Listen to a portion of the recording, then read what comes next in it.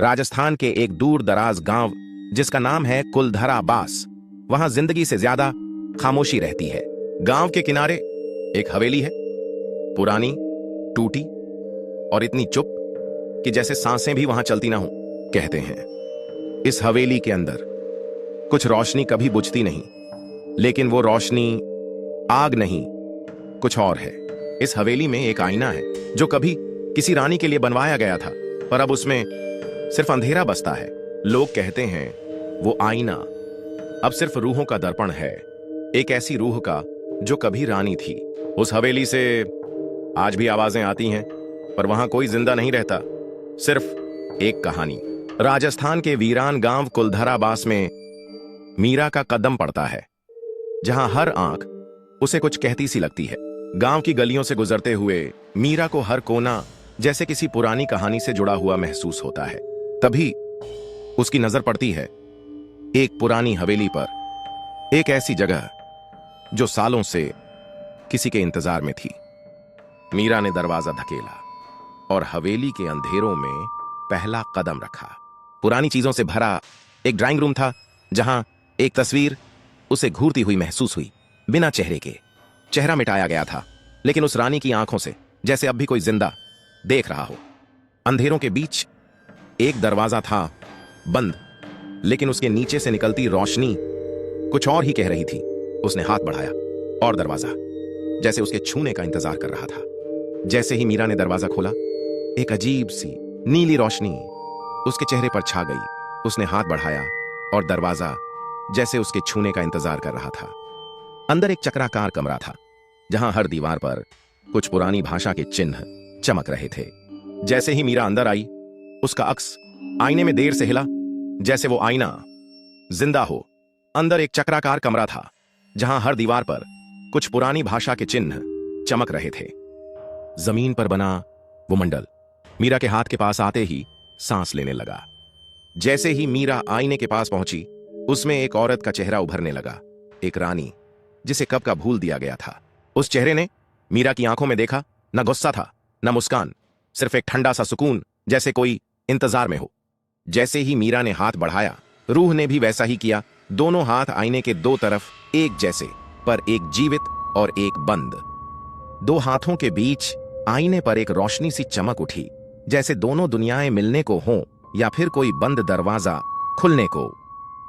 मीरा ने हाथ खींच लिया, पर रूह ने दोनों हाथ आईने पर रख दिए, जैसे कह रही हो, अब तुम जा नहीं सकती। मीरा ने आईने से नजर हटाई, पर उसके दिल में कुछ हिल चुका था, कुछ जो उसे हवेली के अंदर और गहराई में ले जा रहा था। हवेली के एक पुराने कमरे में मीरा ने कुछ ढूंढने की कोशिश की, जैसे उस रूह की कहानी कहीं लिखी हो। उसने एक पुरानी डायरी उठाई, धूल से भरी हुई, लेकिन उसके अंदर लिखे शब्दों ने जैसे उसका सांस लेना रोक दिया। श्राप, राज, आईना, ये शब्द डायरी के पन्नों से उभरकर मीरा के दिमाग में गूंज उठे। तभी हवा में एक ठंडक सी छाई और पीछे रखा वो आईना। उसने फिर से सांस लेना शुरू किया। उसने धीरे से मुड़कर देखा और आईने में एक धुंधली सी शक्ल, जो अब धुंध से ज्यादा साफ नजर आने लगी थी। आईने के अंदर रूह ने हाथ उठाया, जैसे कुछ कहना चाहती हो, कुछ जो कभी कहा ही नहीं गया। मीरा ने भी अपना हाथ उठाया, जैसे दोनों की दुनियाओं के बीच सिर्फ एक पतली सी शीशा रह गई हो, और अब वो टूटने वाली थी। जैसे ही मीरा ने आईने को छुआ, एक रोशनी का तूफान फूट पड़ा और उसका अस्तित्व जैसे उस रूह के साथ जुड़ता चला गया। मीरा अब एक अलग ही दुनिया में थी, जहां समय रुक गया था और उस रूह का सच उसके सामने था। रूह ने अपना हाथ उठाया और हवा में उभर आई। उसकी शादी की रात एक खुशी जिसमें छुपी थी एक गहरी बेचैनी। शादी के तोहफे में उसे मिला था एक आईना जो दिया गया था, एक रहस्यमयी राजपुरोहित के हाथों से, और तभी सब कुछ बदल गया था। सुहाग रात की वो रात, जब आईने में उसका चेहरा नहीं, एक काली रूह दिखी जिसका अस्तित्व सिर्फ एक श्राप था। आईने से निकली काली जंजीरें उस रूह को खींचने लगीं, और उसकी चीख का कोई भी गवाह नहीं था। उस रात उस आईने ने उसकी रूह को कैद कर लिया, और पीछे खड़ा था वो श्रापित पुरोहित जिसने उस रानी की जिंदगी को एक पहेली बना दिया। उस रूह ने मीरा से कहा, मैं कब से आजादी के इंतजार में हूं, सिर्फ तू ही मुझे मुक्ति दे सकती है। अगली सुबह मीरा दोबारा उस हवेली में वापस आई, पर इस बार वो तैयार थी सच का सामना करने के लिए। एक पुरानी तस्वीर थी वहां, उस रानी की आंखें जैसे मीरा का पीछा कर रही हों। जैसे ही मीरा ने मुंह मोड़ा, तस्वीर की आंखों में एक लाल चमक थी और एक ठंडी हवा ने उसका नाम लिया। उसने पलट कर देखा, सब कुछ वैसा ही था, पर हवा में पायल की हल्की हल्की आहट गूंज रही थी। मीरा आगे बढ़ती रही। उसे पता भी नहीं चला कि दीवार पर एक पुराना लाल हाथ उसका पीछा कर रहा था। उसके सामने था एक पुराना बंद दरवाजा, जिसमें से एक रोशनी जैसे उसे अंदर बुला रही हो। जैसे ही मीरा ने हाथ बढ़ाया, हवा में एक अजनबी सी तरंग उठने लगी। समय जैसे रुक गया हो। एक जोर का झटका हुआ। लाल और नीली रोशनी ने मीरा को उस दरवाजे की तरफ खींच लिया। एक पल में सब कुछ खत्म हो गया।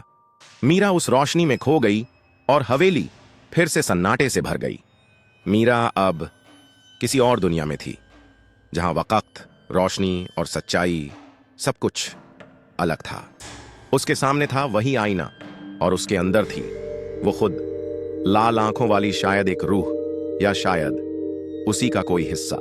उस रूह ने धीरे से हाथ उठाया, बिल्कुल मीरा की तरह, लेकिन कुछ देर से जैसे वो अक्स अब जीवित हो रहा हो। जब दोनों के हाथ पास आए, एक जोर का विस्फोट हुआ, जैसे दो दुनियाएं टकरा गई हों। मीरा हवा में उछल गई। आईने के टुकड़े और पुराने चिन्ह उसके चारों तरफ घूमने लगे। सब कुछ शांत हो गया था। मीरा बेहोश थी और आईने में अब सिर्फ अंधेरा था। मीरा होश में आई। उसकी सांस तेज थी, पर आंखों में सिर्फ एक सवाल था, यह सब सच था या एक भूल भुलैया। मीरा के लापता होने के कुछ दिन बाद आदित्य उसका हवेली वाला वीडियो देख रहा था। उस वीडियो ने उसके अंदर कुछ हिला दिया। आदित्य ने हवेली के आंगन में कदम रखा। हवा में अब भी कुछ अधूरा सा था, कुछ जो उसका इंतजार कर रहा था। वही चक्राकार कमरा, वही आईना, पर अब सब कुछ बेजान और थमा हुआ लग रहा था। जैसे ही आदित्य ने आईने के पास कदम बढ़ाया, उसका अक्स भी मीरा की तरह देर से हिला और हवा में फिर से वही फिजा गुनगुनाने लगी।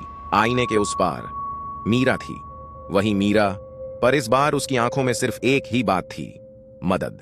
मीरा के होंठ हिल रहे थे, जैसे वो कुछ कह रही हो, पर आवाज सिर्फ आदित्य के दिल तक पहुंच रही थी। मीरा कुछ दिखाने की कोशिश कर रही थी। उसका इशारा था। आदित्य के पीछे कुछ था, कुछ भयानक। जैसे ही आदित्य ने पीछे मुड़कर देखा, एक लाल आंखों वाली दुल्हन उसके सामने खड़ी थी, खामोश लेकिन कत्ल से भरी नजर के साथ। आदित्य के सामने खड़ी थी एक भयानक रूह, और उसके पीछे शीशे के अंदर असली मीरा मदद के लिए चीख रही थी। आदित्य का हर कदम पीछे, उसके दिल की धड़कनें तेज हो रही थीं, और वो चुड़ैल धीरे धीरे उसके और करीब आ रही थी, जैसे कोई भयानक रहस्य उसके कान में फूंकने वाली हो। उस चुड़ैल का हाथ अब आदित्य के सीने के पास था, जैसे वो उसकी आत्मा खींच लेने वाली हो। और मीरा आईने के उस पार चीख रही थी, लेकिन कोई भी उसकी आवाज नहीं सुन सकता था।